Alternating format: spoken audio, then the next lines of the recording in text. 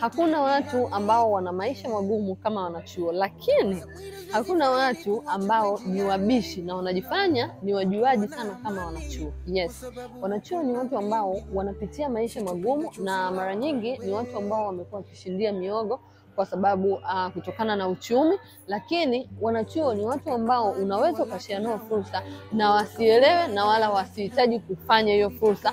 Na kitu kingine ni kwamba ni watu ambao wanajua sana kitu ambacho kinawafanya baada ya kumaliza chuo wanaenda kuishi maisha magumu. Wengi wanapokuwa chuoni wanaishi kwa mkumbo, kwa kufuata wenzao. Maisha yanatofautiana. Inawezekana upo na mtu ambaye au upo na rafiki ambaye ana maisha mazuri, lakini vipi wewe kwenu? Uliacha maisha gani? Unapokuja chuo ni sehemu ya kuweza kuconnect na watu na kujisaidia kuweza kubadilisha maisha yako.